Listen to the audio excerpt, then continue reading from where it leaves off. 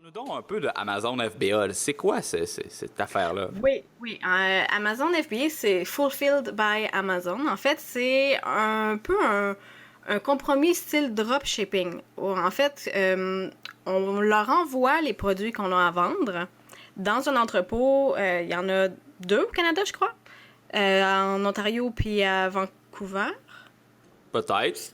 J'en ai Oui, aucune en tout cas, idée. il y en a quelques-uns au Canada. Et puis, ils vont s'occuper en fait de toute la logistique par rapport à l'envoi. Donc, les gens vont aller sur Amazon, sur notre boutique Amazon, commander leurs items, et puis une fois que la vente est faite, nous, on a simplement à récolter l'argent. C'est sûr qu'il y a une commission qui est prise aussi, il y a des frais liés à ça, mais on n'a pas à faire l'emballage, à se déplacer à la poste, à envoyer, à payer les frais afférents qui vont être liés à ça.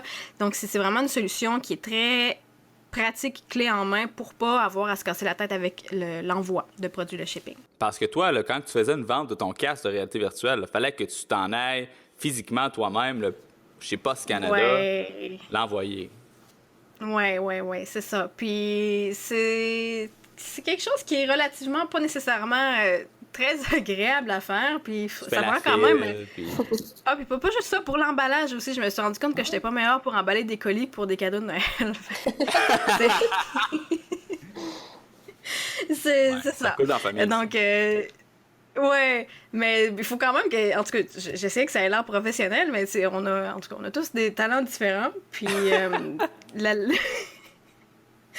c'est ça, la logistique en lien avec l'envoi de colis m'a un peu rebuté. Donc, les prochaines fois, c'est certain que je vais faire affaire avec Amazon FBA pour pas avoir à me casser la tête avec ça. Puis, justement, aussi en ligne, quand c'est quelque chose qu'on vend, par exemple aux États-Unis, qu'on a besoin de faire une déclaration aux douanes, donc là, ça peut être plus long aussi. Maintenant, Post Canada, on a un outil en ligne qu'on peut comme pré-remplir la paperasse, mais ça reste quand même une étape de plus qui est.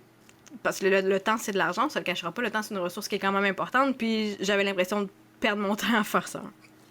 Ouais, c'est définitivement quelque chose que tu fais, là, genre le mardi soir à 4 heures, là, quand ça tente plus de travailler sur d'autres choses, là, tu vas aller faire ton packaging parce que c'est vrai que c'est comme redondant, c'est long, c'est plate, c'est pas vraiment quelque chose qui est super le fun. Mais là, t'es-tu en train de me dire que je peux prendre n'importe quel produit, mettre ça dans une boîte, envoyer ça à Amazon, puis ils vont le vendre pour moi?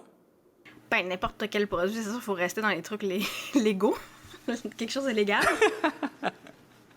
Mais j'imagine que pas mal n'importe quel produit vendable sur Amazon, oui, on peut le mettre dans une boîte, leur envoyer la quantité qu'on a en stock, puis après ça, eux vont s'occuper de faire le suivi avec les clients et ils s'occupent des retours aussi, si je crois.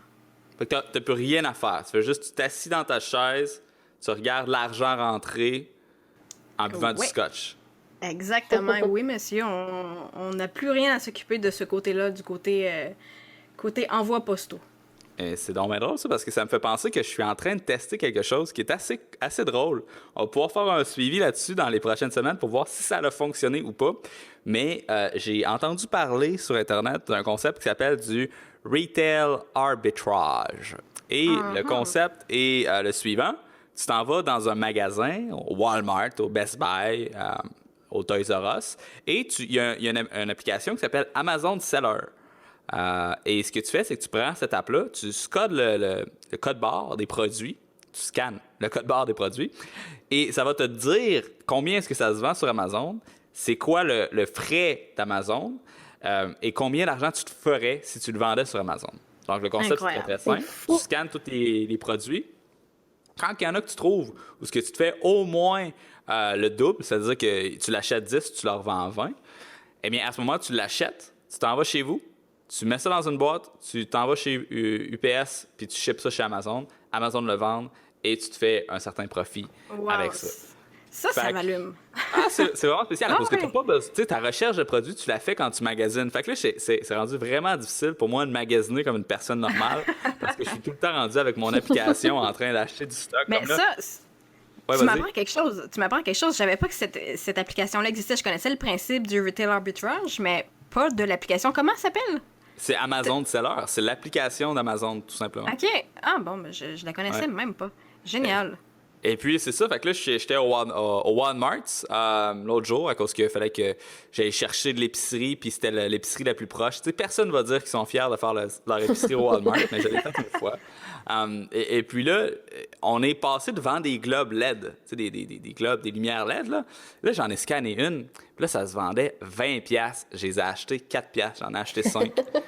Fait que là, j'ai ça dans mon salon, là, ça traîne dans une boîte. Mais ce qui est vraiment le fun, c'est que Amazon ont un deal avec UPS et le shipping coûte vraiment pas cher.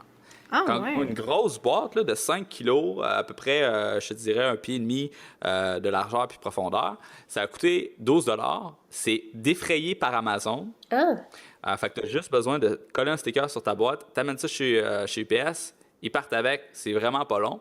Tous tes produits sont dans la boîte. Ça arrive là-bas, il ouvre ça.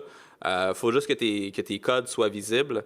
Et puis, il t'envoie un courriel pour te dire que tout est beau. Autre produit aussi qui est intéressant que j'ai vu, c'est un petit dispenseur de savon Batman qui était à 10$, qui se vend 80$ sur Amazon. Je ne sais pas si ça va se vendre, en fait. C'est ça le guess, c'est que j'ai aucune idée si ça va se vendre. On va voir ça dans les prochaines semaines. Mais c'est dans ce contexte-là aussi que tu pourrais vendre des tasses Darth Vader. Définitivement. Dans ce contexte-là, tu peux vendre les tasses Darth Vader. J'ai justement un costume pour enfants Darth Vader que j'ai envoyé sur Amazon. C'est vraiment drôle. Mais je serais curieux de savoir s'il y a des gens qui écoutent ça présentement, qui écoutent le podcast, s'ils ont des expériences avec ce type de technique-là. Faites-nous en part, soit par courriel, soit dans les commentaires. On aimerait ça le savoir.